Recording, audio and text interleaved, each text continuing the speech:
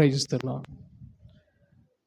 క్రీస్తునందు ప్రియమైన దేవుని సంగమా, దేవుని బిడ్డలారా, మన ప్రభువును రక్షకుడైన యేసుక్రీస్తు ప్రభు నామంలో మీ అందరికీ పునరుద్ధాన దిన శుభాలు తెలియజేస్తున్నాను.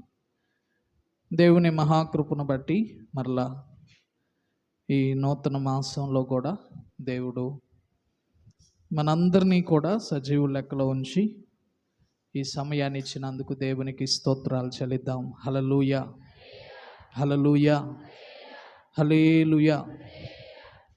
మరి ఈ పగటి పూట దేవుని యొక్క వాక్య ధ్యానం కొరకు పరిశుద్ధ గ్రంథంలో కొరింథీయులకు రాసిన మొదటి పత్రిక 10వ అధ్యాయం. అందరూ కూడా పరిశుద్ధ లేఖనాలను తీసి చూడండి. అపోస్తలుడైన పౌలు కొరింథీయులకు రాసిన మొదటి పత్రిక 10వ అధ్యాయము 5-6 వచనాలు చదివి దేవుని మాటలు ధ్యానం చేద్దాం. అందరూ బైబిల్ చూడాలి. ఒకసారి మీరు అందరూ బైబిల్ చూడండి, చదువుదాం. అయితే వారిలో ఎక్కువ మంది దేవునికి ఇష్టలుగా ఉండకపోయిరి కనుక అరణ్యంలో సంహరింపబడిరి. వారు ఆశించిన ప్రకారము మనము చెడ్డ వాటిని ఆశింపకుండునట్లు ఈ సంగతులు మనకు దృష్టాంతములుగా ఉన్నవి. దేవుడు ఈ మాటలు మనందరి వినికిడిలో ప్రభు ఫలింపచేయును గాక. ఆమేన్. ప్రియమైన దేవుని బిడ్డలారా, మరి ఈ ఉదయకాలం ఒకవైపు ప్రభు వాళ్ళకు కూడా సిద్ధపడుతున్నారు కాబట్టి ఇరువురికి ప్రయోజనకరమైన కొన్ని మాటలు, అటు మనల్ని మనం శుద్ధీకరించుకుంటూ మరోవైపు మన ఆధ్యాత్మిక జీవితాలు కట్టుకొనుటకై ప్రయోజనకరమైన మాటలు. ఈరోజు మనం చదివిన లేఖన భాగాలు గమనించినప్పుడు మరి ప్రభువు నాకు ఇచ్చిన ఒక చిన్న తలంపును బట్టి ఒక విషయాన్ని నేను మీతో పంచుకోవాలని ఆశపడుతూ ఉన్నాను. ఈరోజు మన వాక్య ధ్యానంగా ఒకవేళ చెప్పాల్సి వస్తే ఒక చిన్న ప్రశ్న, మనకు మనంగా వేసుకునే ఒక ప్రశ్నే ఒక జవాబుగా అంశంగా మీకు చెప్పాలనుకుంటున్నాను. ఏంటి ఆ విషయం అంటే, ఈరోజు ఇక్కడ కూర్చున్న మనం అందరం కూడా వేసుకోవాల్సిన ఒక విషయం, నీవు దేవునికి ఇష్టమైన జీవితాన్ని జీవిస్తున్నావా? అర్థమవుతుందా? ఇక్కడ కూర్చున్న మనం అందరం కూడా మనకు మనం వేసుకోవలసిన ప్రశ్న, నీవు లేదా నేను దేవునికి ఇష్టమైనటువంటి జీవితాన్ని జీవించగలుగుతున్నామా అనే ఒక చిన్న విషయం ఈరోజు నేను మీ ముందు ఉంచాలని ఆశపడుతున్నాను. అర్థమవుతుందా మీకు అందరికీ? ఈరోజు వాక్య ధ్యానంగా ఒకవేళ చెప్పాల్సి వస్తే దాన్ని మనం ఎలా చెప్పొచ్చు అంటే, నీవు నేను దేవునికి ఇష్టమైనటువంటి జీవితాన్ని జీవించగలుగుతున్నామా లేదా? దేవునికి ఇష్టమైనటువంటి జీవితాన్ని జీవిస్తున్నటువంటి ఆ వ్యక్తిగా మనం ఈరోజు ఉండగలుగుతున్నామా లేదా అని ఈ పగటి పూట మనమందరం కూడా ప్రశ్నించుకోవాల్సిన అవసరం ఉంది. ఎందుకు ఈ విషయాన్ని నేను మీకు చెప్పాలనుకున్నానంటే, అది నా సొంత మాట ఏం కాదు, కానీ ఈరోజు మనం చదివిన లేఖనంలోనే ఆ మాటలు ఉన్నాయి. ఆ మాటలను ఆధారం చేసుకుంటూనే నేను ఆ ప్రశ్న వేశాను.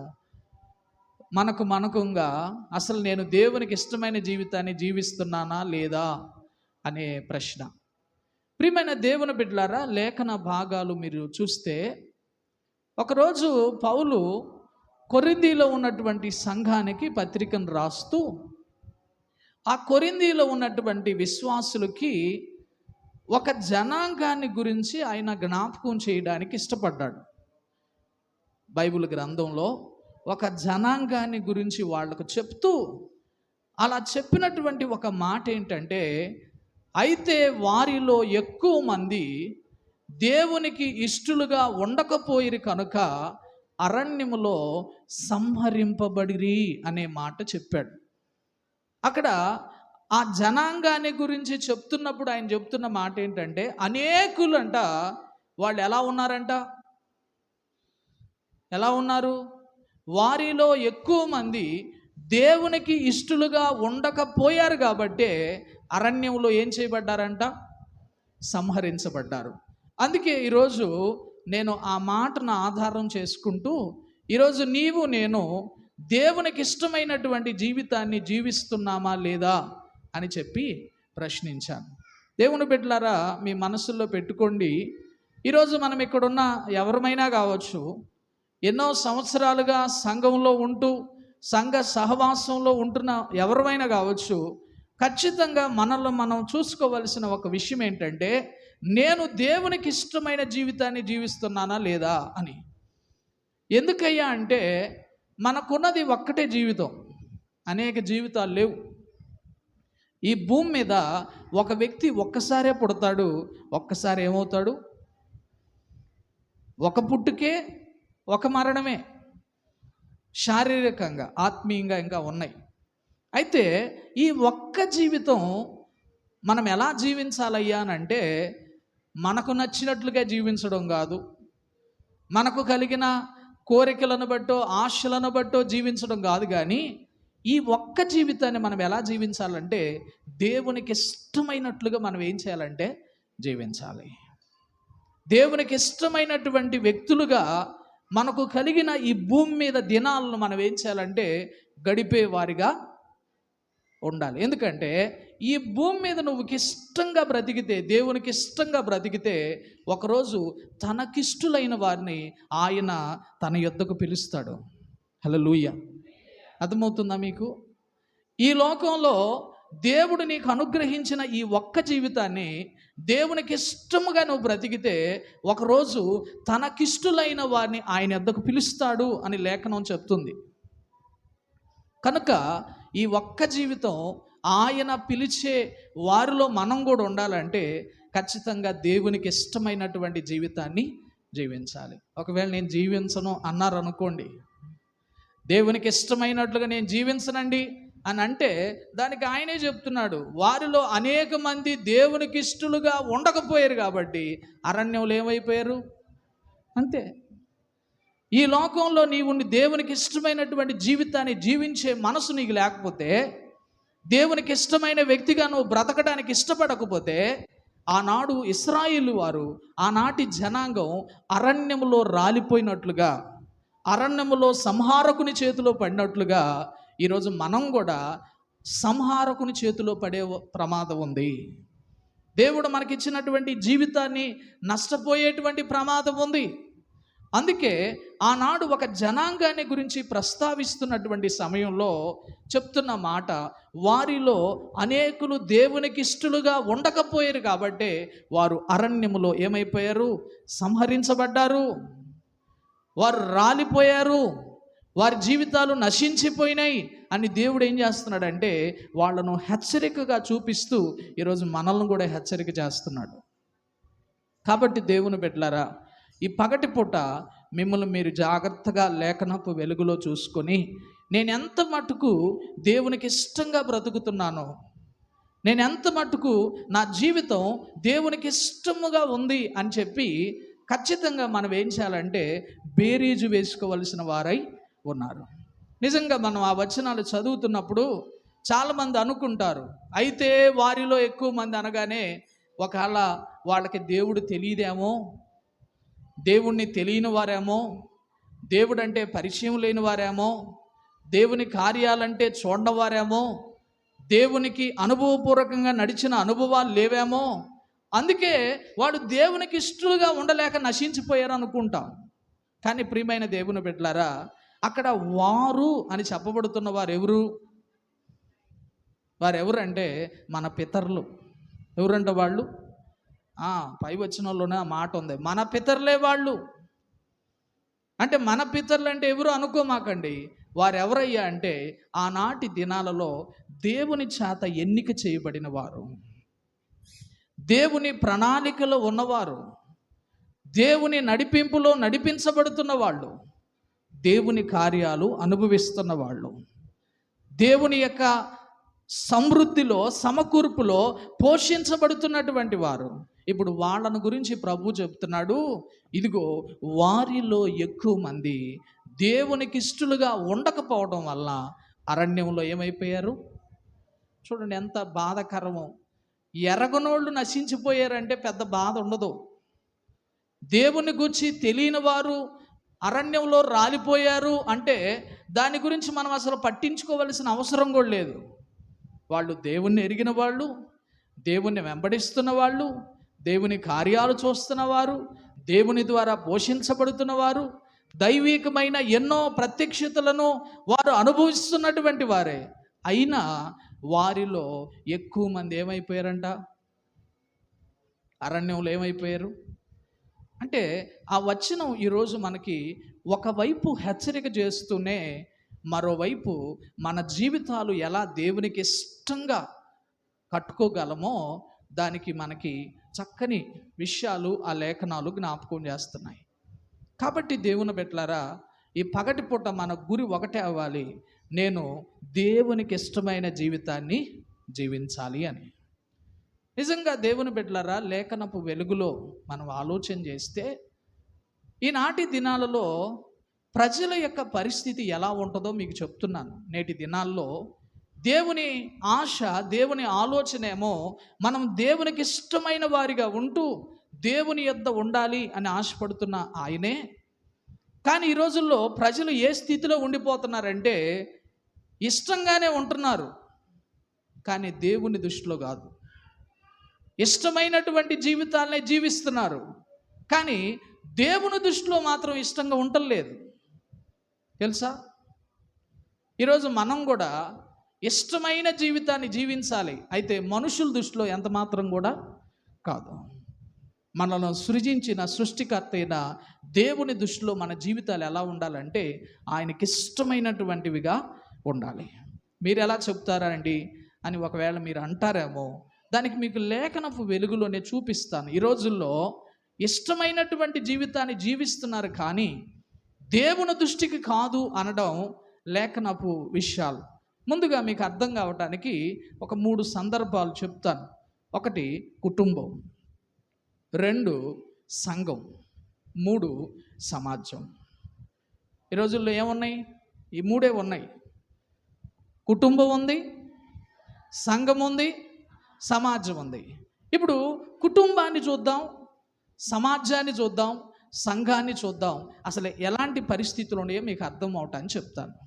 ముందుగా మీరు కుటుంబం తీసుకోండి. ఈరోజు కుటుంబాలను చూస్తుంటే ఇష్టమైన జీవితాలు కనపడుతున్నాయి.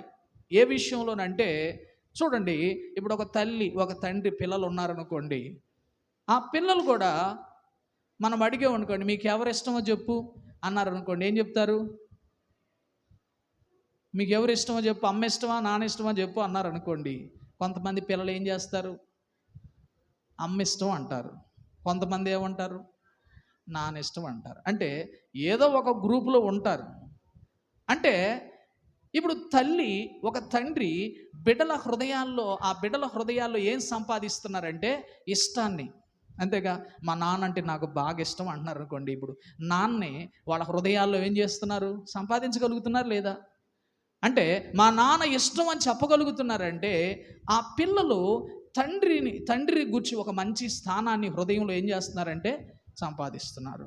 ఇప్పుడు పిల్లలు తల్లిని గురించి కూడా కొంతమంది చెప్తారు, మా అమ్మ అంటే నాకు బాగా ఇష్టం అని. కారణం, ఈ కుటుంబంలోనే పిల్లలు కూడా తల్లిదండ్రుల యొక్క ప్రేమ ఆప్యాయతలను బట్టి వాళ్ళ మీద ఏముంటుందంటే ఇష్టం. ఇప్పుడు అలాగే పిల్లలు కూడా ఎలా బ్రతుకుతున్నారు ఈ దినాల్లోనంటే తల్లిదండ్రులకు ఇష్టంగా బ్రతకట్లేదా? తల్లిదండ్రులకు ఇష్టంగా బ్రతుకుతున్నారు లేదా? అన్ని కుటుంబాలు కాకపోవచ్చు, కొన్ని కుటుంబాలు ఎట్టా చెప్తారంటే తల్లిదండ్రులే చెబుతారు, మా పిల్లలంటే మాకు ప్రాణం, మా పిల్లలు లేకుండా మేము ఏం చేయలేం. అంటే ఇప్పుడు ఆ పిల్లల విషయంలో కూడా ఈ తల్లిదండ్రుల మనస్సుల్లో ఏమున్నాయంటే ఇష్టం ఉంది. అంటే ఒక కుటుంబాన్ని తీసుకుంటే యజమాని కావచ్చు, యజమానురాలు కావచ్చు, బిడ్డలు కావచ్చు, వాళ్ళ కుటుంబంలో కనబడుతుంది ఏంటంటే తల్లికి ఇష్టంగానో తండ్రికి ఇష్టంగానో బ్రతకగలుగుతున్నారు, కానీ పరమ తండ్రి అయిన దేవునికి మాత్రం ఇష్టంగా బ్రతకట్లా. మా అమ్మ అంటే నాకు బాగా ఇష్టం అని చెప్పగలుగుతున్నారు, కానీ నా యేసయ్య అంటే నాకు ఇంకా బాగా ఇష్టం అని ఎంతమంది చెబుతారు? మా అమ్మ కంటే కూడా మా యేసయ్య నాకు ఇష్టం అని ఎంతమంది చెబుతారు? చెప్పలేరు. ఎందుకంటే నేటి దినాల్లో ఎక్కువగా ఈ స్థానం ఎక్కువ కనబడుతుంది. మీకు అర్థం కావటానికి చెప్తాను, నా సొంత మాటలు కాదు, మీరు బైబిల్లో నుంచి చూడండి. ఆదికాండం 25వ అధ్యాయము 28వ వచనం చూడండి ఒక మాట. ఈనాటి దినాలలో కుటుంబాల్లో ఇష్టము కలిగిన జీవితాలు జీవిస్తున్నారు అనడానికి, తినుచుండెను కనుక అతన్ని ప్రేమించెను.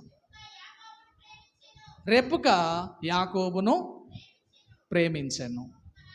చాలు. అంటే ఇప్పుడు ఈ వచనంలో చూడండి, ఒక కుటుంబం. ఎవరి కుటుంబం? ఆ కుటుంబం ఇస్సాకు కుటుంబం. ఇస్సాకు, రెబెకా, యాకోబు, ఏశావు, నలుగురు ఉన్నారు.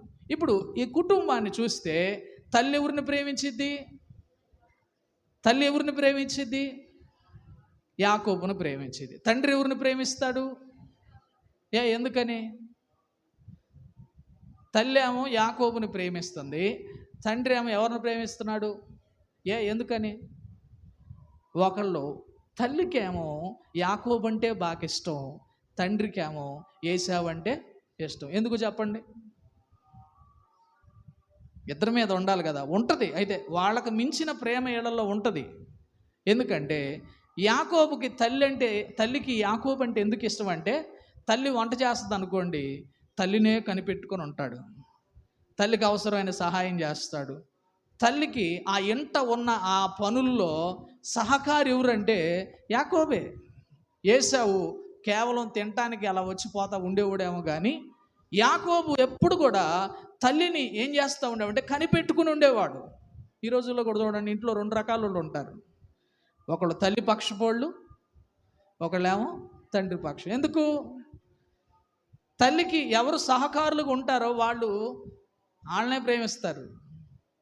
అంటే ఇప్పుడు జాగ్రత్తగా మీ మనసులో పెట్టుకోండి. మరి ఇస్సాకుకి ఏశావు అంటే ప్రేమ ఎందుకు? ఎందుకంటే వాళ్ళమ్మ ఇప్పుడు ఆకుకూరలే వండిద్ది, కానీ ఏశావు అయితే వాళ్ళ నాన్నకు మంచి మాంసం తెచ్చి పెడతాడు, బలమైన ఆహారాన్ని తెచ్చి పెడతాడు. ఎందుకంటే వేటాడుటలో ఇతను ఒక నేర్పరు కాబట్టి, తనకున్న నైపుణ్యాన్ని బట్టి ఎప్పుడు కూడా ఏం చేసేవాడంటే మంచి ఆహారాన్ని తండ్రికి పెట్టేవాడు. అందుకే ఆ కుటుంబంలో మీరు చూస్తే యాకోబునేమో తల్లి ప్రేమించిద్ది, ఏశావునేమో తండ్రి ప్రేమిస్తూ ఉంటాడు. అందుకే వృద్ధాప్యంలో కూడా ఎవరిని ఆశీర్వదించాలనుకున్నాడు ఇస్సాకు? అసలు యాకోబుని ఆయన పిలిచాడా? కనీసం పిలిచాడా? ఏమన్నా అడుగు పొడుగన్న ఆశీర్వాదాలు ఇద్దామని పిలిచాడంటే పిలవలా. ఎవరిని పిలవడానికి ఇష్టపడ్డాడంటే ఇస్సాకుని. ఎందుకంటే ఇస్సాకు హృదయంలో ఏశావు అంటే చాలా ఇష్టం. ఇప్పుడు నేను అడుగుతాను, మీరు చెప్పండి. ఇస్సాకు హృదయాన్ని ఏశావు గెలిచాడు. ఇస్సాకు దృష్టిలో ఏశావు ఇష్టడు. మరి దేవుని దృష్టిలో అలా కాదని మీరు ఆలోచన చేయండి. ఒక ఏశావుని గురించి ఆలోచన చేయండి. ఇస్సాకు దృష్టిలో ఏశావు ఇష్టడు. మరి దేవుని దృష్టిలో ఏశావు ఎవరు? మీరు బాగా చదవట్లేదు లేఖనాలు. ఇస్సాకు దృష్టిలో ఏశావు ఇష్టడు. అదే ఏశావు దేవుని దృష్టిలో ఎట్టున్నాడు? అది మీకు గుర్తొచ్చినట్టు ఉంది. ఇప్పుడు హెబ్రీయులు రాసిన పత్రిక 12:16 చూడండి, అదే ఏశావుని గురించి ఏమంటున్నాడు? ఒక్క పూట కూటి కొరకు తన జ్యేష్ఠతపు హక్కును అమ్మివేసిన ఏశావు వంటి భ్రష్టుడైనను వ్యభిచారి అయినను ఉండునేమో చూచుకోండి అన్నాడు. అంటే ఇప్పుడు జాగ్రత్తగా చూడండి, కుటుంబం ఒకటే. ఆ కుటుంబంలో ఇప్పుడు ఏశావును చూస్తే తండ్రి దృష్టిలోనేమో ఇష్టమైన వ్యక్తిగా ఉన్నాడు, కానీ పరమ తండ్రి దృష్టిలో మాత్రం ఎలా ఉన్నాడు? చదివినిపించాగమ్మా, ఎలా ఉన్నాడు? ఇష్టంగా ఉన్నాడా? ఎట్లా ఉన్నాడంటే భ్రష్టుడుగా ఉన్నాడు. ఇంట్లోనేమో ఇష్టడు, దేవుని పక్షంలో, దేవుని సమక్షంలో, దేవుని సన్నిధిలో అతను చూస్తే మాత్రం అతను ఎవరంటే భ్రష్టుడు. అతని జీవితాన్ని చూసినప్పుడు దేవుడు ఏమని చెప్తున్నాడంటే, ఏశావు భ్రష్టుడు. కానీ ఇస్సాకు ఏశావును చూసినప్పుడు ఏమంటాడు? నాకు ఇష్టమైన కుమారుడు అయ్యా నువ్వు, కాబట్టి నువ్వే దీవించబడాలి, నీకే చెందాలి అంటాడు ఈయన. కానీ దేవుడు ఏశావును చూస్తే అంటాడు, ఇతను భ్రష్టుడు, ఇతను కాదు చెందాల్సింది ఆశీర్వాదాలు యాకోబుకి చెందాలి అంటాడు. అంటే ఇప్పుడు నేను అంటాను, నేటి దినాల్లో కూడా ఏశావు స్వభావం కనబడుతుంది సంఘాల్లో. నేటి దినాల్లో కూడా ఏశావు స్వభావం కుటుంబాల్లో పనిచేస్తుంది. ఎందుకంటే ఈరోజు కుటుంబంలో పిల్లలు ఉంటున్నారు, వాళ్ళ అమ్మ దృష్టికి వాళ్ళ నాన్న దృష్టికి వాళ్ళు ఎలా ఉంటారంటే ఇష్టం. అవునా కాదా? మీ పిల్లల్ని మీరు ఆలోచన చేయండి. మీ పిల్లల విధానాలు మీకు తెలుసు. మీ దృష్టిలో వాళ్ళు ఎట్టుంటారు? మంచి ఇష్టం వాళ్ళ మీద ఉంటుంది. ఇప్పుడు అదే పిల్లల్ని ఒకవేళ దేవుని ఎదుట నిలబడాల్సి వస్తే ఆ పిల్లలు ఎట్టుంటారు? నా సొంత మాట కాదు, ఏలీతో ఒకరోజు అంటాడు ఆయన, ఏలీ నీ పిల్లలను నువ్వు ప్రేమిస్తున్నావు, ఎందుకంటే తప్పు చేసిన గద్దించటల్లా. ఏలీ తన పిల్లలు ఒకవేళ తన దృష్టికి ఇష్టలుగా ఉండొచ్చు, కానీ దేవుడు ఏలీ పిల్లలను చూస్తున్నప్పుడు వాళ్ళు ఎట్లా ఉన్నారంటే వ్యభిచారులుగా ఉన్నారు. ఎలా ఉన్నారు తెలుసా? ఏలీ దృష్టికి ఇష్టలుగా వాళ్ళు ఉండుండొచ్చు, కానీ దేవుడు చూస్తున్నప్పుడు అదే ఏలీ పిల్లలు ఎలా ఉన్నారంటే వ్యభిచారులుగా ఉన్నారు. ఈరోజు దేవుని బిడ్డలారా, నేను మీకు ఈ విషయాలు ఎందుకు తెలియజేస్తున్నానంటే, ఆ కుటుంబాల్లో మనం కూడా ఉన్నాం, మన పిల్లలు కూడా ఉన్నారు. అయితే మన దృష్టికి ఒకలాగా దేవుని దృష్టికి ఒకలాగా ఉండడానికి వీలు లేదు. మన దృష్టిలో ఎలా కనబడుతున్నారో దేవుని దృష్టిలో కూడా అలాగే కనపడాలి. ఎలా? మన దృష్టిలో ఇష్టలుగా కనబడుతున్న పిల్లలు దేవుని దృష్టిలో కూడా ఎలా కనపడాలి? కనపడాలి, అంతే. కానీ విచారకరమైన విషయం ఏంటంటే, కుటుంబాల్లో తల్లిదండ్రులకు ఒకలా కనబడుతున్నారు, దేవుని దృష్టికి ఒకలాగా కనబడుతున్నారు. ఇంకొక ఉదాహరణ మీకు ఇస్తాను. ఆదాము కుటుంబాన్ని తీసుకోండి. ఆదాము కుటుంబం మీరు చూస్తే, ఇప్పుడు కయ్యూను బట్టి ఆదాము కుటుంబం ఎలా ఉండుంటుంది? కయ్యూను పుట్టినప్పుడు ఆదామును బట్టి ఆదాము అవ్వలు ఏం చేసి ఉంటారు? ఆ బిడ్డను బట్టి సంతోషించుండరా? ఎందుకంటే అవ్వమ్మే అంది, యెహోవా దయ వలన నేను ఒక మనుష్యుని సంపాదించానని సంతోషంగా చెప్పింది కదా. భూమి మీద ప్రథమ ఫలం ఎవరంటే కయ్యూనేగా. నిజంగా ప్రథమ ఫలమై ఉన్న కయ్యూను పుట్టినప్పుడు ఆదాము అవ్వలు ఎంత సంతోషించారో. ఆదాము అవ్వలు ఆ బిడ్డను చూసుకుంటున్నప్పుడు, ఒకవేళ మేము దేవునికి దూరమైనా మరలా ఈ బిడ్డ మమ్మల్ని దేవునికి దగ్గర చేస్తాడేమో అన్నట్లుగా ఆ కయ్యూను కూడా తల్లిదండ్రుల మనస్సులు గెలిచి ఉండుండొచ్చు. ఎందుకంటే లేక ఆరంభంలో పుట్టాడు కాబట్టి ఆ బిడ్డ కూడా ఒకవేళ ఆదాము అవ్వమ్మల హృదయాలు గెలిచి వాళ్ళ దృష్టిలో ఇష్టమైన వాడిగా ఉండుండొచ్చు. ఇప్పుడు మీరు ఆలోచన చేస్తే, ఇప్పుడు అదే కయ్యూన్ని ఒకవేళ దేవుని దృష్టిలో చూశారనుకోండి, ఆ కయ్యూను గురించి ఏం చెప్పగలం? ఆదాము అవ్వలు చెప్పగలిగితే ఒకవేళ చెప్పేవాళ్ళం, కయ్యూను అంటే మాకు బాగా ఇష్టం అండి, దేవుడిచ్చిన మొదటి ఫలం అండి, ఇదిగో మా ప్రథమ ఫలమే కయ్యూను అని చెప్పి వాళ్ళు ఆ బిడ్డను బట్టి చాలా సంతోషించి ఉండొచ్చు. ఎందుకంటే వారి హృదయాలు కయ్యూను గెలిచి ఉండొచ్చు. కానీ వాక్యంలో అదే కయ్యూను గురించి బైబిల్ ఏం చెప్తుంది? 1 యోహాను పత్రిక 3:12 రాశాడు చూడండి. 1 యోహాను పత్రిక 3:12, మనము కయ్యూను వంటి వారమై ఉండరాదు, వాడు దుష్టుని సంబంధి అయి తన సహోదరుని చంపెను. ఇప్పుడు ఆ వచనం చూడండి. కయ్యూను ఆదాము అవ్వల దృష్టికి ఏమో ఇష్టడుగా ఉన్నాడు. ఆదాము అవ్వల దృష్టికి ఎట్ట కనబడుతున్నాడు? కయ్యూను ఇష్టడు. మరి ఇదే కయ్యూను దేవుని ఎదుటికి వెళితే దేవునికి ఎలా కనబడుతున్నాడు? ఎట్ట కనబడుతున్నాడు? ఇష్టుడు దుష్టుడు. ఎవరంట? అర్థమవుతుంది మీకు? తల్లిదండ్రుల దృష్టిలోనేమో ఇష్టుడుగా కనపడుతున్నాడు, అదే దేవుని దృష్టిలో అదే కయ్యూను ఎలా కనపడుతున్నాడు అంటే దుష్టుడు. అంటే చూడండి, ఈ రెండు కుటుంబాలు మీరు ఆలోచన చేయండి. ఏశావు కయ్యూనులో కుటుంబాల దృష్టిలో ఇష్టలుగా ఉన్నారు, కానీ దేవుని దృష్టిలో దుష్టులుగా భ్రష్టులుగా ఉన్నారు.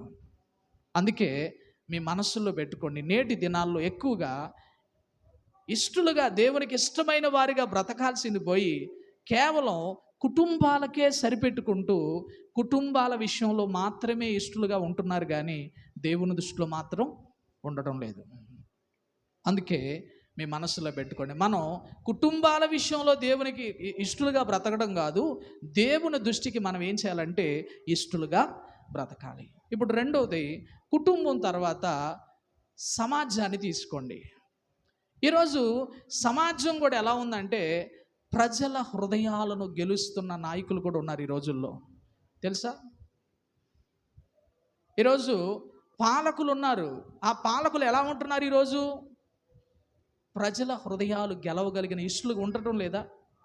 ఈ రోజుల్లో రాజకీయ నాయకులను ఇష్టపడిన వాళ్ళు ఎవరు ఉంటున్నారు? ఇష్టపడిన వాళ్ళు ఉంటున్నారా?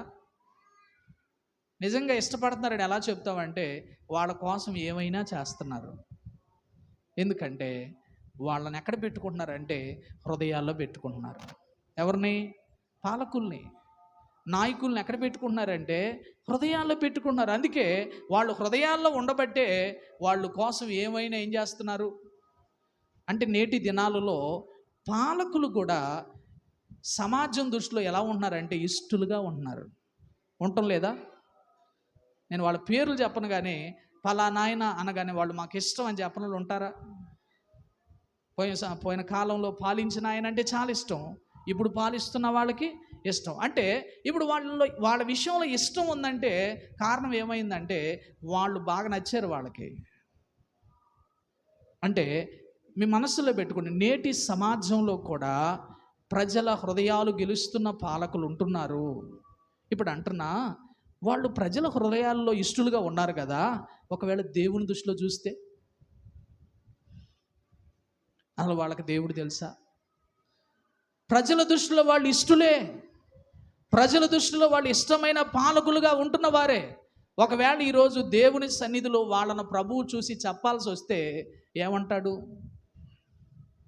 వాళ్ళ గురించి ఏమనకపోయినా అయ్యా మీరెవరో నాకు తెలియదు అంటాడు. ఎందుకంటే ఇంకా వాళ్ళకి దేవుని గురించి తెలియదు. అంటే ఈ నాటి దినాలలో కూడా సమాజంలో కూడా ఏం కనపడుతుందంటే మనుషుల దృష్టికి ఇష్టలుగా ఉండడానికి ఇష్టపడుతున్న వారు ఉంటున్నారు, కానీ దేవుని దృష్టిలో ఇష్టపడేటువంటి స్థితి కనపడల. ఇది ఇప్పుడున్నది కాదులేండి. ఎస్తేరు గ్రంథంలోనే మీరు 10వ అధ్యాయం 3వ వచనం చూడండి.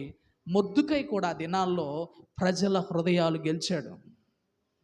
మీరు తర్వాత చదవండి, సమయం లేదు కాబట్టి నేను మీకు ఆ మాటలు చెప్తున్నాను. మొర్దెకై అనేటువంటి వ్యక్తి ఆ దినాలలో ఒక అధికారిగా ఉన్న దినాల్లో ప్రజల హృదయాల్లో మొర్దెకై అంటే ఏం పుట్టిందంటే ఇష్టం. కానీ దేవుని కృప, ఆయన ప్రజల దృష్టిలో మాత్రమే ఇష్టంగా ఉండడం కాదు, దేవుని దృష్టిలో కూడా మొర్దెకై ఎలా ఉన్నాడంటే ఇష్టడుగానే ఉన్నాడు. కనుక సమాజంలో కూడా ఇది కొంచెం కనబడుతుంది. ఇక చివరిగా సంఘం. ఈరోజు దేవుని బిడ్డలారా, సంఘంలో కూడా ఇది కనపడుతుంది. ఎందుకంటే మీకు అర్థం కావటాన్ని చెప్తాను. ఇప్పుడు చాలామంది విశ్వాసులు కూడా ఎవరు హృదయాలు గెలుస్తున్నారు? సేవకుల హృదయాలు గెలవట్లేదా? వాళ్ళంటే ఇష్టం, వాళ్ళంటే మంచిగా వాళ్ళు చేసే పరిచర్య కావచ్చు, వాళ్ళ యొక్క గుప్పులు విప్పే విధానం కావచ్చు, వాళ్ళ యొక్క దైవిక అనుభవాలు కావచ్చు. ఈ రోజుల్లో చాలామంది విశ్వాసులు కూడా సేవకుల హృదయాలు గెలుస్తున్నారు. తెలుసా? కొంతమంది బాగా ప్రార్థన చేసేవాళ్ళు అనుకోండి, వాళ్ళని చూసినప్పుడు సేవకులు ఏమనుకుంటారు? నేను కూడా అలా ఉండాలి, నేను కూడా అలా ప్రార్థన చేయాలనుకుంటారు లేదా? అంటే నేటి సమాజంలో కూడా విశ్వాసులు కూడా సేవకుల హృదయాలను గెలవగలిగేలా ఇష్టమైన వారికి ఉంటున్నారు. అయితే నేను అంటాను, నువ్వు సేవకునికి ఇష్టంగా ఉంటున్నావు కదా, మరి దేవుని దృష్టిలో ఇష్టంగా ఉండగలుగుతున్నారా? సేవకుని హృదయంలో ఎలా ఇష్టలుగా మీరు ఉండగలుగుతున్నారో ఆ సేవకుని ఏర్పాటు చేసిన దేవుని దృష్టిలో ఉండగలుగుతున్నారంటారా? అంటే ఏమోనండి అనొచ్చు. ఇది కూడా నా సొంత మాట కాదు, దానికి వాక్యాధారం ఉంది. 1 తెస్సలోనిక 2:8 తెస్సలోనిక సంఘం సేవకుని హృదయాన్ని గెలిచింది. తెస్సలోనిక సంఘం, మీరు చదవండి, లేకపోతే నా ముఖం చూస్తున్నారు కానీ చాలామంది. చూడండి 1 తెస్సలోనిక పత్రిక 2:8 చూడండి ఏమంటాడు? మీరు నాకు ఏమై ఉన్నారంట? మీరు నాకు బహుప్రియులై ఉంటిరి గనుక మీ యందు విశేషమైన ఆపేక్ష కలిగిన వారమై దేవుని సువార్తను మాత్రమే కాక చూడండి, ఆ సేవకులు అంటారు, మేము మీకు సువార్త ప్రకటించడం మాత్రమే కాదు, మీరు మాకు ఇష్టలై ఉండడం వల్ల అవసరమైతే మా ప్రాణాలు పెట్టడానికి కూడా మేము సిద్ధం. నిజంగా ఎంత మంచి సాక్ష్యం! సేవకుల హృదయాల్లో ఇష్టలుగా వాళ్ళు ఎంత స్థాయిలో ఎదిగారంటే, సేవకులు అంటారు, అవసరమైతే మీకోసం చచ్చిపోవడానికైనా మేము ఇష్టం. పరిచర్య విషయంలో, సేవ విషయంలో మీ కొరకు చావడానికైనా మేము ఇష్టం అంటున్నారు. దేవుని బిడ్డలారా, ఈ మాటలు నేను మీకు ఎందుకు చెప్తున్నానంటే, కుటుంబాలు చూసినా ఒక పరిమితి కలిగిన అనుభవాలు కనబడుతున్నాయి. సంఘాల్లో, సమాజాల్లో వారికి వారి మనుషుల మధ్య ఇష్టలుగా ఉండడానికి ఇష్టపడుతున్నారు, కానీ దేవుని దృష్టికి ఇష్టలుగా ఉండడానికి ఇష్టపడటం లేదు. కానీ దేవుని మహాకృప ఏంటంటే, ఎక్కడొకొక్కడ కొంచెం శేషం మాత్రం ఉంది. చెప్పాడుగా, వారిలో అనేకులు దేవునికి ఇష్టలుగా ఉండబోయిరి అంటున్నాడంటే, మూలన కొంతమంది మాత్రం ఉన్నారు. కొంతమంది మూలన ఎక్కడో శేషం మాత్రం ఎలా బ్రతుకుతున్నారంటే దేవునికి ఇష్టలుగా ఉన్నారు. అలాంటి వాళ్ళు లేరా అని అంటే, బైబిల్లో రాసి ఉంది. దావీదుని గురించి బైబిల్లో రాయబడిన మాట ఏంటంటే, ఆయన అంటాడు, నేను ఆయనకు ఇష్టడును కనుక ఆయన నన్ను తప్పించను అని రాశాడు. మొదటి సమూయేలు గ్రంథం 22:20లో ఆ మాట ఉంటుంది, మీరు చదువుకోండి. ఆయనే చెప్తున్నాడు, నేను ఎవరినో తెలుసా? ఆయనకి ఇష్టండి, నేను ఆయనకి ఇష్టండు కాబట్టి ఆయన నన్ను ఏం చేశాడంటే తప్పించాడు అని చెప్తున్నాడు. కాబట్టి దేవుని బిడ్డలారా, ఈ వాక్యం ద్వారా మీ మనసులో పెట్టుకోండి. కుటుంబంలో భార్య బిడ్డలకో పిల్లల మధ్య నువ్వు దేవునికి ఇష్టంగా ఉండడం కాదు, మన స్థాయి ఏ స్థాయిలో పెరగాలంటే కుటుంబాన్ని దాటాలి, సంఘాన్ని దాటాలి, సమాజాన్ని దాటి మనల్ని సృష్టించిన సృష్టికర్త అయిన దేవునికి మనం ఇష్టలుగా ఏం చేయాలంటే మారాలి. అర్థమవుతుందా? ఆ స్థాయిలో ఎదగడానికి మనం ప్రయాసపడాలి. ఈరోజు మనం చదివిన వచనాల్లో ఒక హెచ్చరికగా దేవుడు ఇశ్రాయేలు జనాంగాన్ని చూపిస్తూ వాళ్ళు ఎందుకు ఇష్టలుగా ఉండలేకపోయారో కొన్ని కారణాలు చెప్పాడు. ఈరోజు వాటిని మనం చూసి వాళ్ళు వేసిన అడుగులు మనం వేయకుండా దిద్దుకోగలిగితే మనం దేవునికి ఇష్టలుగా మారిపోతాం. హల్లెలూయా. కాబట్టి దేవుని బిడ్డలారా, అక్కడ చెప్పిన వారి జీవితాల్లో వాళ్ళ జీవితాలను చూసి వాళ్ళు ఎందుకు ఉండలేకపోయారు అనే కారణాలను తీసుకొని వాటిని మనం కానీ సరిచేసుకోగలిగితే మనం కూడా దేవునికి ఎలా మారుతామంటే ఇష్టనిగా మారుతాం. ఇప్పుడు మీరు ఆలోచన చేయండి, వాళ్ళు దేవుని బిడ్డలే కదా, ఎందుకని దేవునికి ఇష్టలుగా ఉండలేకపోయారు? దేవుని పిల్లలేగా వాళ్ళు, దేవుని ప్రజలుగా ఎంచబడిన వారేగా, మరి ఎందుకని వాళ్ళు దేవునికి ఇష్టలుగా ఉండలేకపోయారు అని అంటే దానికి 2 కారణాలు ఉన్నాయి. ఒకటి, ఆయన ఆ మాటలు చెప్పేటప్పుడు ఒక మాట రాశాడు, అయితే అనే ఒక మాట కలిపాడు. 1 కొరింథీ 10:5లో అయితే అనే ఒక మాట పెట్టి తర్వాత ఈ విషయాలు చెప్పాడు. నాకు ఆ మాట చదివినప్పుడు ఎందుకు ఈ మాట పెట్టాడు, అయితే అయితే అనే మాట ఏమి జ్ఞాపకం చేస్తుందని ఆలోచన చేశా. అది చెప్పడానికి ముందు కొన్ని విషయాలు పైన చెప్పాడు. వారు మేఘముల కింద ఉన్నారు, వారు ఎర్ర సముద్రంలో దాటి వెళ్ళారు, వారు మోషేను బట్టి బాప్టిసం పొందారు, వారు ఆత్మ సంబంధమైన బండలోనిది తాగారు, ఆత్మ సంబంధమైన పానము ఆహారాన్ని తిన్నారు, వెంబడించిన బండ అయి ఉన్నటువంటి ఆత్మ సంబంధమైన బండలో తాగి, ఇవన్నీ చెప్పుకుంటూ వెంటనే అయితే వారిలో ఎక్కువ మంది దేవునికి ఇష్టలుగా ఉండలేకపోయారు అన్నాడు. నాకు అవి చదివినప్పుడు నాకు అర్థమైన విషయం, ప్రభు నాకు ఇచ్చిన ఒక చిన్న గ్రహింపు, ఎందుకు వాళ్ళు దేవునికి ఇష్టలుగా ఉండలేకపోయారంటే ఆ చెప్పబడిన ప్రతిదీ కూడా ఏం చూపిస్తుందంటే దేవుని గురించి, దేవుని కార్యాలను గురించి చెప్తున్నవే. మేఘము కింద నడవడం దేవుని కార్యం, ఎర్ర సముద్రంలో దాటిపోవడం. ఒక కాలువ దాటగలరా? వంతెన లేకుండా ఒక కాలువ దాటగలం మనం? అలాంటిది సముద్రాన్నే లక్షల మంది దాటిపోయారంటే ఇప్పుడు కార్యం జరగలేదనా? కొన్ని లక్షల మంది ప్రజలు రోజు ఏది తక్కువ కాకుండా తింటూ ఉండగలిగారంటే అది దేవుని కార్యం కాదా?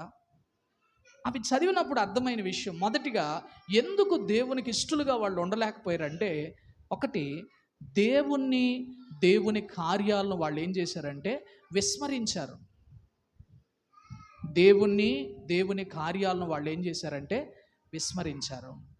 నిజంగా ఈ మాట నేను మీకు ఎందుకు చెప్తున్నానంటే, ఒకటే, ఒక వ్యక్తి కానీ మనం ఎవరైనా కావచ్చు, మన దేవుణ్ణి, మన పట్ల దేవుడు చేసిన కార్యాలు కానీ మనకు గుర్తుంటే మనం ఎంత మాత్రం కూడా మనకు నచ్చినట్టుగా బ్రతకం. ఎప్పుడైతే దేవుణ్ణి, దేవుని కార్యాలను ఒక వ్యక్తి మర్చిపోతాడో తనకు నచ్చినట్టుగా బ్రతకడానికి అవకాశం ఉంది.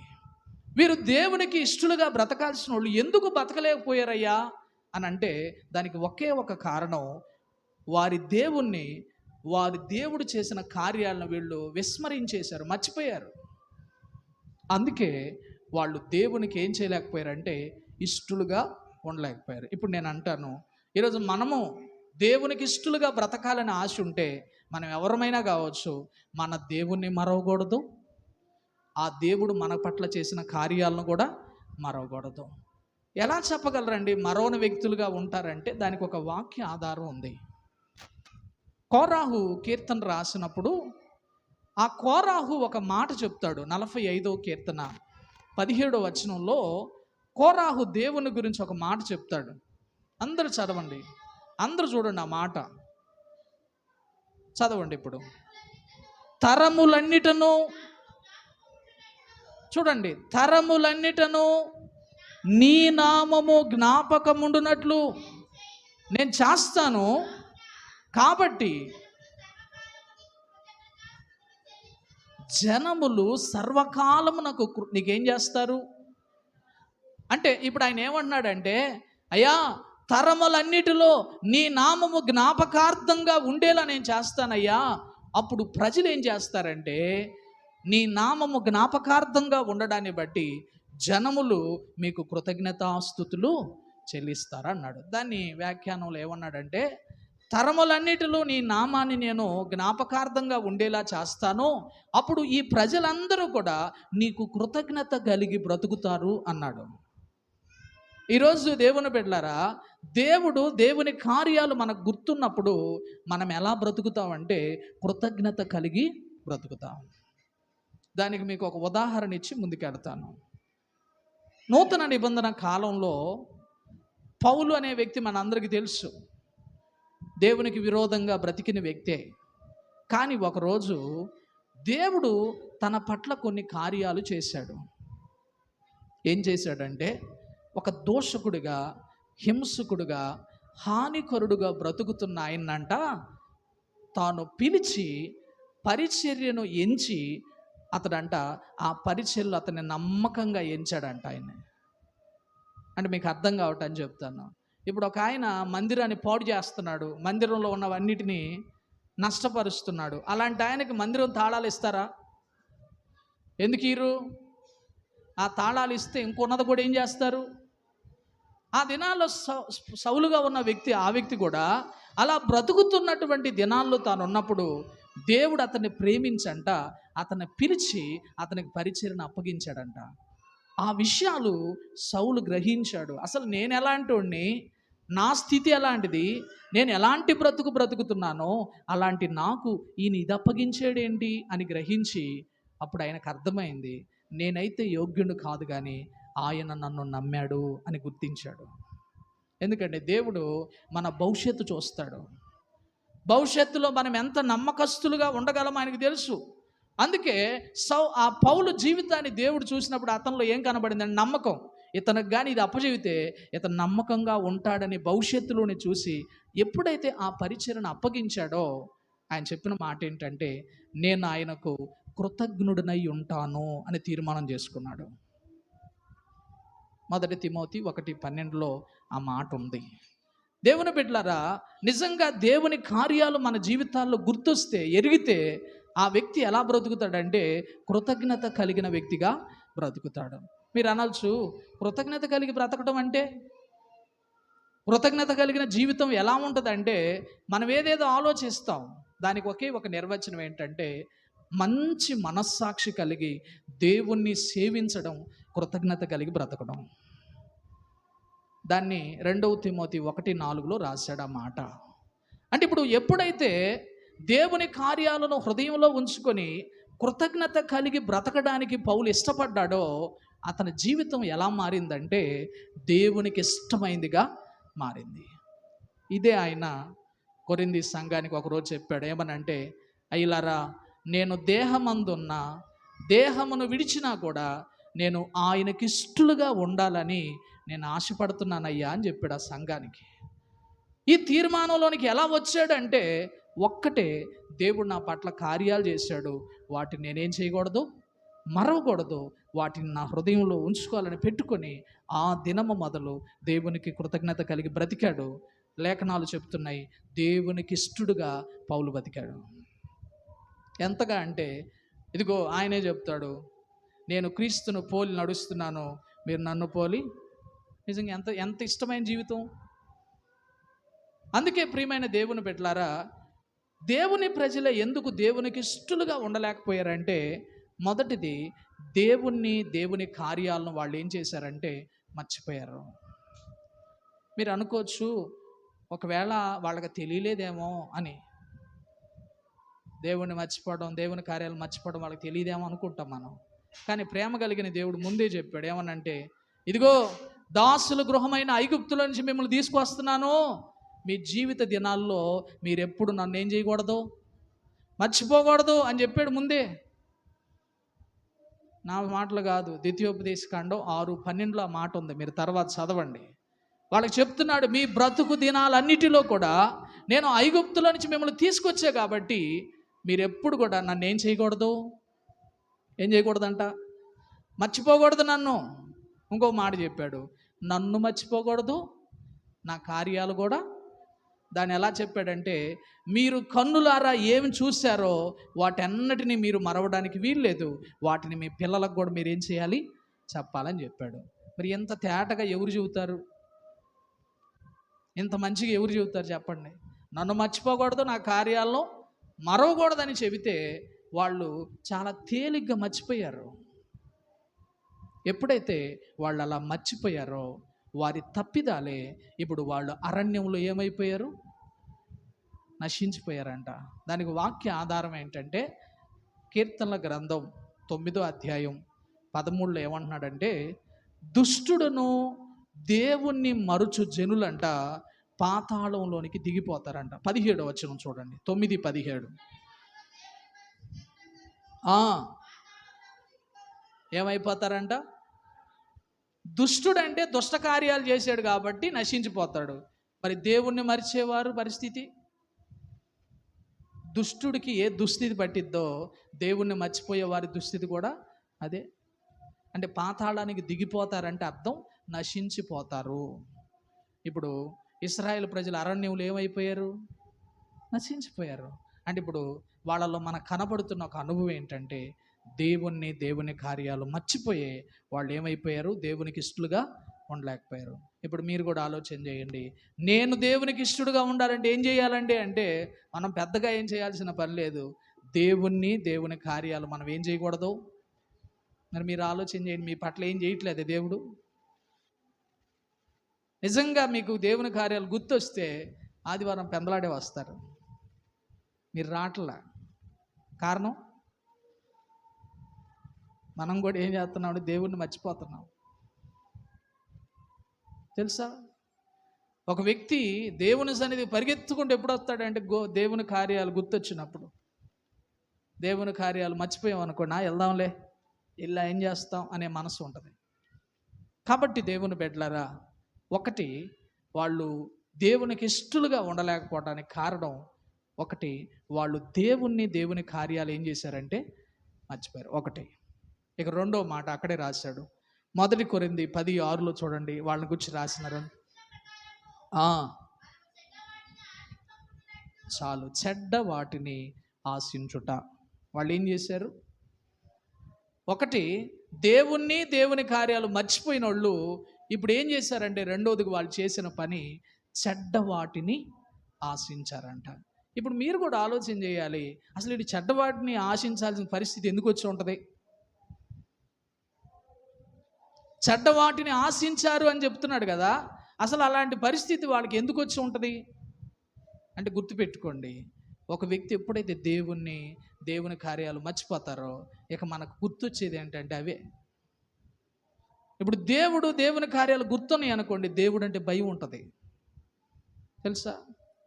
ఇప్పుడు దేవుణ్ణి మర్చిపోయామనుకోండి, ఏదైనా చేస్తారు. ఎందుకంటే దేవుడు వాళ్ళకి అసలు అందుబాటులో లేడుగా, దేవునితో సంబంధాలు లేవుగా. అందుకే వాళ్ళలో ఉన్న ఒక లోపం ఏంటంటే, వారు చెడ్డ వాటిని ఆశించారు. గుర్తుపెట్టుకోండి, ఇక్కడున్న మన జీవితాల్లో కూడా ఎప్పుడు 2 ఆప్షన్లు పెడతాడు దేవుడు, ప్రతి చోట 2. ఇక్కడ కూడా వాళ్ళు ఆశించదగినవి ఉన్నాయి, అప్పటికి వాళ్ళు ఆశించదగినవి ఉన్నాయి. ఒకటి, వాళ్ళు దేవుణ్ణి ఆశించవచ్చు. 2, దేవునికి విరోధమైన శరీర కార్యాలు కూడా ఆశించవచ్చు. ఇప్పుడు వీళ్ళు ఈ 2 ఇలా ఉంటే, ఒకవైపు దేవుడు, మరోవైపు శరీర కార్యాలు, లేకపోతే దేవునికి విరోధమైనవి ఉంటే, వీళ్ళు దేన్ని ఆశించారంటే దేవునికి విరోధమైన వాటిని ఆశించారు. ఎందుకంటే దేవుడు మర్చిపోయారుగా. దేవుడు కానీ గుర్తుంటే వాళ్ళు ఎటుండేది? వాళ్ళ మనస్సు ఎటుండేదంటే దేవుని వైపు ఉండేది. ఎప్పుడైతే వాళ్ళు దేవుణ్ణి మర్చిపోయారో, దేవుణ్ణి ఆశించాల్సింది పోయి వాళ్ళు దేవునికి విరోధమైన చెడ్డ వాటిని ఏం చేశారంటే ఆశించారు. మీ మనసులో పెట్టుకోండి, మన జీవితాల్లో మనం ఆశించే దానిని బట్టే మనం దేవునికి ఇష్టలమా అయిష్టలమా నిర్ణయం అవుతుంది. మనం ఆశించేవి మంచివనుకోండి, మన జీవితాలు బాగుంటాయి. కానీ మనం ఆశించేవి చెడ్డమనుకోండి, మన జీవితాలు పతనం అయిపోతాయి. మీకు ఒక ఉదాహరణ ఇస్తాను. వాళ్ళు దేవుడు 2 అవకాశాలు పెట్టాడు. అయ్యా, దేవుణ్ణి ఆశించండి అయ్యా, మీరు దేవుని యందు ఆశ కలిగిన వారిగా ఉండండి అయ్యా అని ఆయన అందుకే చెప్పాడు, మీరు ఎప్పుడు నన్ను మర్చిపోవద్దని. కానీ ఆశించాల్సింది ఆశించకూడనే మాత్రం వీళ్ళు ఏం చేశారంటే ఆశించారు. మీకు ఒక ఉదాహరణ చెప్తాను. దేవుణ్ణి ఆశిస్తే మనకు వచ్చే నష్టం ఏంటి, లాభం ఏంటి అని ఆలోచన చేయండి. ఒక వ్యక్తి కానీ దేవుణ్ణి ఆశిస్తే మనకు దొరికేవి ఎలాంటివి అంటే శ్రేష్టమైనవి దొరుకుతాయి.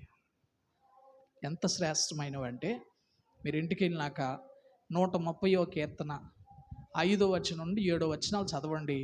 ఆ 7వ వచనంలో అంటాడు, ఎవరైతే దేవుణ్ణి ఆశిస్తారో, దేవుని యందు ఆశ పెట్టుకుంటారో వాళ్ళకంట 2 దొరుకుతాయి. 1 కృప, 2 విమోచన. దేవుణ్ణి ఆశిస్తే ఏం దొరుకుతాయి అంట? 2. 1 కృప దొరుకుతుంది, 2 ఏం దొరుకుతుందంటే సంపూర్ణమైన విమోచన దొరుకుతుంది. ఈరోజు నీవు దేవుని మీద ఆశ పెట్టుకున్నావు అనుకోండి, చెడ్డవాటి మీద ఆశ పెట్టుకోకుండా దేవుని మీద ఆశ పెట్టుకుంటే నీకు దొరికే మొట్టమొదటి అంటే కృప. కృప దొరికితే మాకేంటని అంటారా? కృపలో ఉన్న గొప్పతనం ఏంటో తెలుసా? ఆ కృపలో ఏముందంటే గొప్ప సంతోషం ఉంది. ఎట్లా చెప్తారంటే, మోషే ఏమని ప్రార్థన చేశాడు 91వ కీర్తనలో? దేవా, ఉదయకాలం నీ కృపతో మమ్ములను నింపుము, అప్పుడు మా బ్రతుకు దినాలన్నీ మేము ఉత్సహించి సంతోషిస్తాం. ఇప్పుడు కృపలో ఏముంది? దేవుని కృప ఎవరు పొందుకుంటారో వాళ్ళల్లో ఏముంటాయి అంటే ఉత్సాహం, సంతోషం, ఇన్ని ఉన్నాయి. ఇప్పుడు వాళ్ళు దేవుణ్ణి ఆశించాల్సింది పోయి ఇప్పుడు ఇతరమైనవి ఆశించడం వల్ల వాళ్ళ జీవితాల్లో కృపను పోగొట్టుకుంటున్నారు. వాళ్ళ జీవితాల్లో దేవుడిచ్చే విమోచన పోగొట్టుకుంటున్నారు. కానీ కృప దొరికితే మన జీవితాల్లో ఉత్సాహ సంతోషాలు ఉంటాయి. అంత మాత్రమే కాదు, కృపలో ఏముందంటే బలం ఉంది. కృపలో ఏముందో తెలుసా? బలం. దేవుని కృప నీకు ఉందంటే నువ్వు బలవంతుడివి. ఎట్లా చెప్తారు? పౌలయ్య ఒక రోగాన్ని బట్టి అడిగాడంట 3 సార్లు, అయ్యా ఈ వ్యాధిని నాలోంచి తీసేయి అంటే ప్రభు అన్నాడంట, నేను తీసేయను కానీ నా కృప ఇస్తా, తీసుకో అన్నాడంట. నా కృప నీకు చాలు అని చెప్పాడు. మరి కృప ఏం చేస్తుంది రోజు? పౌలు అంటాడు, నేను ఎప్పుడు బలహీనుడునో అప్పుడు నేను ఎవరిని అంటే ఇప్పుడు తన బలహీనతలో కృప ఏం చేస్తుందంటే తను బలపరుస్తూ, ఇన్ని ఈవులు ఉన్నాయి కృపలో. కానీ ఈరోజు ఆనాటి దినాల్లో ఎప్పుడైతే దేవుణ్ణి మర్చిపోయారో, ఇప్పుడు దేవుని మీద ఆశ పెట్టుకోవాల్సింది పోయి వీళ్ళు ఏం చేశారంటే చెడ్డ వాటి మీద ఆశ పెట్టుకోవడం మొదలెట్టారు. ఎప్పుడైతే చెడ్డవి వాళ్ళు ఆశించారో వాళ్ళు దేవునికి ఇష్టలుగా ఉండలేకపోయారంట. ఈరోజు తల్లి మనం కూడా మనం ఆశించేవి చెడ్డవైతే మనం దేవునికి ఎంత మాత్రం ఇష్టలుగా ఉండలేం. మరి మీరేం ఆశిస్తున్నారు? ఈరోజు మనం ఆశించేవి చెడ్డవిగా ఉంటే ఈరోజు మనం దేవునికి ఇష్టలుగా ఎంత మాత్రం కూడా ఉండలేము. మరి మీరు ఆలోచన చేయండి, ఏంటి వాళ్ళు ఆశించిన చెడ్డవి? ఏం ఆశించుంటారు? ఒక అరగంట పైనే పట్టింది, నేను చెప్పనులే కానీ 5 నిమిషాల్లో ముగిస్తాను. ఎందుకంటే కలిగిన వానికే ఈబొండి అన్నాడు యేసయ్య. మరి అందుకే చాలామంది నిద్రపోతున్నారు. అందుకే నిద్రపోయేవాళ్ళు కూడా నేను చెప్పను, కానీ 3 మాటలు మీకు చెప్తాను. వాళ్ళు ఆశించిన చెడ్డవి ఏంటంటే, ఒకటి, వాళ్ళంట విగ్రహారాధికులై బ్రతికారంట. మీరు తర్వాత 7, 8, 9 వచనాలు చదువుకోండి. అందులో రాయబడిన 3 మాటలు. ఒకటి, వాళ్ళు ఆశించినటువంటిది ఏంటంటే అక్కడ రాశాడు విగ్రహారాధికులై ఉండిరి అని రాశాడు. అర్థమవుతుందా మీకు?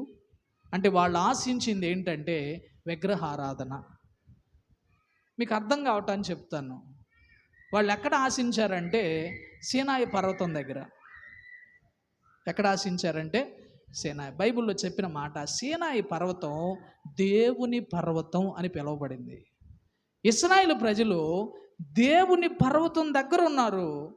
దేవుని మీద ఆశ పెట్టుకోవాల్సింది పోయి ఇప్పుడు వాళ్ళు ఏం చేశారంటే ఒక దేవతను ఏర్పాటు చేసుకొని, ఇదిగో మా దేవుడు ఈయనే, మా దేవత ఇదే అని చెప్పి వాళ్ళు ఏం చేశారు, పండుగ చేశారు. అంటే మీకు అర్థం కావటాన్ని చెప్తాను. విగ్రహారాధికులై అవడం అంటే అర్థం ఏంటంటే, ఎవరైతే దేవుని కంటే కూడా ఇతరమైన వాటిని ప్రేమిస్తారో వాళ్ళు ఎవరంటే విగ్రహారాధికులు. నువ్వు దేవుణ్ణి కాక దేన్నైతే అధికంగా ప్రేమిస్తావో అది నీ జీవితంలో ఏంటంటే ఒక విగ్రహం.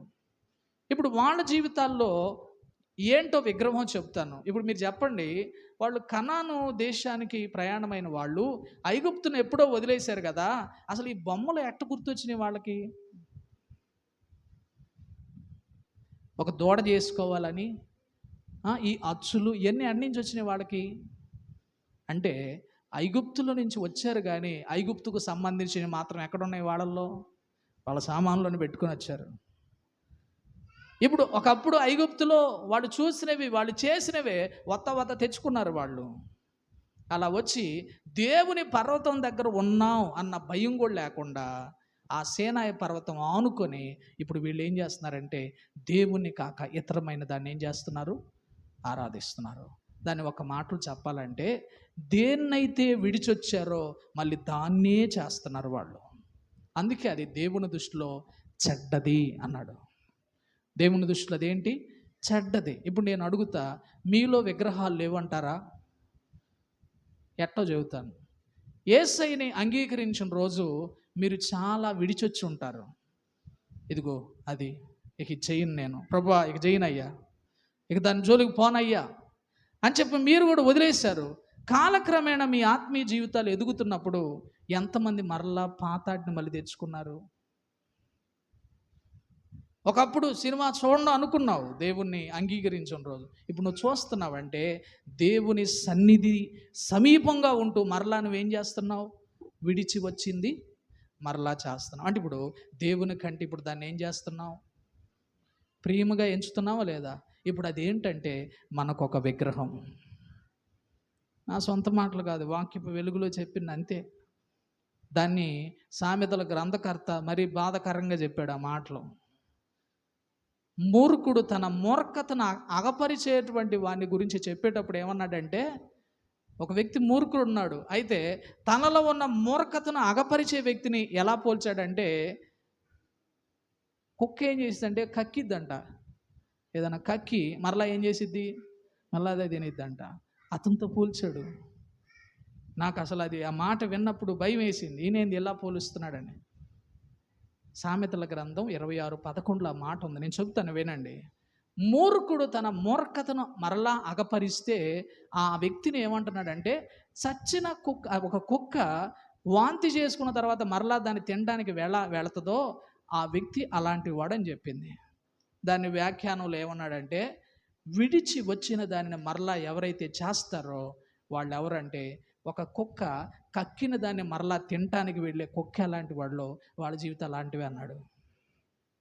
ఈరోజు నేను అన్ని విషయాలు మీకు చెప్పడం లేదు, కానీ ఈ రోజుల్లో విగ్రహాలు ఎలా ఉంటున్నాయి అంటే, ఎప్పుడో విడిచిపెట్టాం కొన్నిటిని, పాపములను వదిలిపెట్టేశాం, మళ్ళా వాటిల్లో ఉంటున్నామంటే ఇప్పుడు యేసయ్య కంటే వాటిని మనం ఏం చేస్తున్నాం? ప్రేమిస్తున్నాం. అలా ప్రేమిస్తూ ఇప్పుడు అవి మనలో ఎలా ఉంటున్నాయి అంటే విగ్రహాల్లాగా ఉండిపోతున్నాయి. ఇప్పుడు యేసయ్య అంటున్నాడు, ఎందుకయ్యా వాళ్ళు ఇష్టలుగా ఉండలేకపోయారంటే వాళ్ళల్లో ఏమున్నాయి? విగ్రహాలు ఉన్నాయి. అందుకే వాళ్ళు దేవునికి ఏం చేయలేకపోయారు?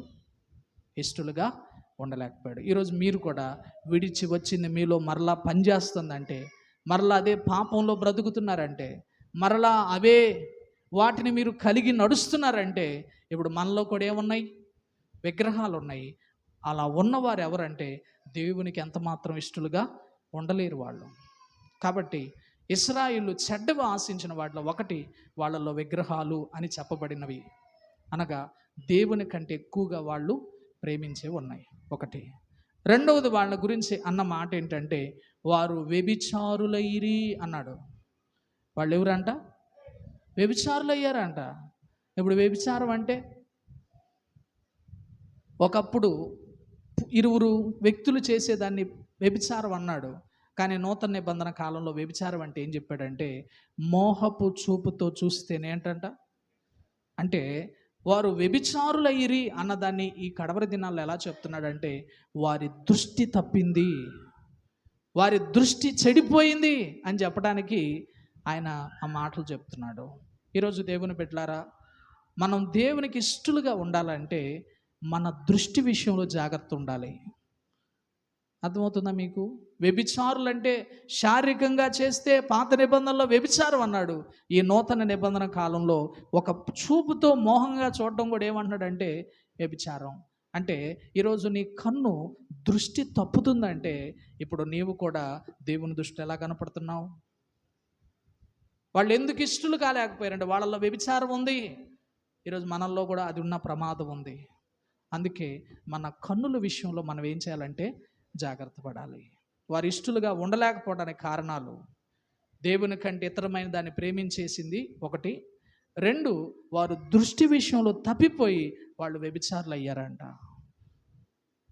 అందుకే బైబిల్ గ్రంథం దావీదు అంటాడు, అయ్యా వ్యర్థమైన దాన్ని చూడకుండా నా కన్నులు ఎందుకు తిప్పాలంట? వ్యర్థమైంది నేను చూడకూడదయ్యా, దాని నుంచి నన్ను తిప్పు అంటున్నాడు. ఎందుకు తెలుసా? కన్ను ఏది చూస్తుందో లోపల అది చేయాలనిపించింది. మీకు ఒక్క వ్యక్తిని గుర్తు చేసి నా మాటలు ముగిస్తాను. బైబిల్లో దానియేలు ఉన్నాడు, సొలొమోను ఉన్నారు, ఇద్దరున్నారు. ఇద్దరు కూడా జ్ఞానులే. ఇద్దరు కూడా ఎవరు? జ్ఞానులే. కానీ ఒకళ్ళు భ్రష్టులైపోయారు, ఒకరు కదల్చబడని వ్యక్తులుగా ఉన్నారు. ఎందుకంటారు? సొలొమోనేమో కాలక్రమేణా భ్రష్టుడైపోయాడు, కానీ దానియేలు కాలక్రమేణా వృద్ధిపరచబడ్డాడు. కారణం ఏంటి అంటే, సొలొమోను కంటి విషయంలో తప్పిపోయాడు, దానియేలు కంటి విషయంలో నిలకడగా ఉన్నాడు. ఎట్టో చెప్తాను వినండి. బైబిల్లో రాస్తాడు, ప్రసంగి అంటాడు, నా కన్ను ఆశించింది, నేను ఏం చేయలేదు, అభ్యంతరం చేయలేదు అంటాడు. కన్ను ఏది కావాలనుకుంటే సొలొమోను అది ఇచ్చేశాడంట. అందుకే వృద్ధాప్యానికి వచ్చేసరిగా భార్యాభర్తలు ఏం చేశారంటే సొలొమోను దేవుని వైపు నుంచి తిప్పేశారు. అంటే కన్ను తప్పడం వల్ల తన జీవితం అంధత్వంలోకి వెళ్ళిపోయింది. కానీ అదే దానియేలు ఎదుట ఒకరోజు రాజు భోజనం పెట్టారు. ఏ భోజనం? మన అంబానీ పెట్టాడు కదా, అలాంటి భోజనం పెట్టారు ముందు. ఇప్పుడు ఈయన ఏం చేయొచ్చు? ఆ కన్ను చూస్తే అబ్బా ఎంత శ్రేష్టమైనవి, ఎవరు పోగొట్టుకుంటారని ఎవరైనా ఏం చేస్తారు? తినేస్తారు. కానీ ఆ కళ్ళతో దానియేలు వాటిని చూశాడు, కానీ ఆయన ఏమన్నాడంటే అసలు త్రోసేసాడు, అది మాకు అవసరం లేదు, అది మాకు అవసరం లేదు రాజా అని చెప్పి అసలు రాజభోజనాన్ని కూడా త్రోసేసాడు. కారణం, కంటి విషయంలో నిగ్రహం దానియేలులో ఉంది కాబట్టే శ్రేష్ఠుడుగా తన జీవితం ముగిసింది. కానీ అదే సొలొమోను కంటి విషయంలో తప్పాడు, చివరికి ఏమైపోయాడు? నిజం, వాళ్ళ భార్యలంట దేవుని వైపు నుంచి తన హృదయాన్ని తిప్పేశారంట. అది ఎంత దుఃఖకరం. అందుకే మీ మనసులో పెట్టుకోండి, మనం దేవునికి ఇష్టలుగా ఉండాలంటే, ఒకటి, మనం దేవుణ్ణి మరవకూడదు. రెండు, మనం చెడ్డవాటిని ఆశించడానికి వీలు లేదు. అందులో ఒకటి, దేవుణ్ణే ప్రేమించాలి కానీ ఇతరమైన వాటిని ప్రేమించడానికి వీలు లేదు. రెండు, మన కనుదృష్టి విషయంలో జాగ్రత్తగా ఉండాలి. మూడోదిగా బైబిల్లో రాశాడు, వారంట దేవుణ్ణి శోధించారంట. ఏం చేశారు? శోధించారు. వాళ్ళకి తినటానికి ఉంది, అన్నీ ఉన్నాయి, అయినా ఇంకా శోధించుతూ ఉన్నారు. దాన్ని ఒక మాటలో ఏం చెప్పాడంటే, శోధన కారణం వాళ్ళంట తృప్తి లేని జీవితం జీవించటమేనంట. రోజు మన్నా వస్తుంది, బండ్లో నీళ్ళు వస్తున్నాయి, పూరీళ్ళు కావాల్సినవి వస్తున్నాయి, అన్నీ వస్తున్నా కానీ వాళ్ళకి ఏముండేది కాదంటే తృప్తి ఉండేది కాదు. అందుకే వాళ్ళు రోజు శోధించేవాళ్ళంట, రోజు శోధనే. అందుకే ఈరోజు మనం దేవునికి ఇష్టలు ఉండాలంటే ఈ 4 విషయాలు మనసులో పెట్టుకోండి. ఖచ్చితంగా మనం కూడా దేవునికి మనం ఎలా ఉండగలమంటే ఇష్టలు. ఎప్పుడు దేవుని మరవద్దు మీ బ్రతుకు దినాల్లో. 2, చెడ్డవిగా పిలువబడుతున్న వాటి విషయంలో జాగ్రత్త పడండి. ఖచ్చితంగా మనం అందరం కూడా ఆయన ఎదుట ఇష్టలుగా కనబడతాం. దేవుడు అలాంటి కృప మనందరికీ దయచేయాలి. అలాంటి కృపలో మనం అందరం కట్టబడాలని ఆశపడుతూ నా మాటలు నేను ముగిస్తున్నాను. దేవుడి కొద్ది మాటలు మనందరి వెనుకల్లో ప్రభు ఫలింప చేయను గాక. ఆమేన్.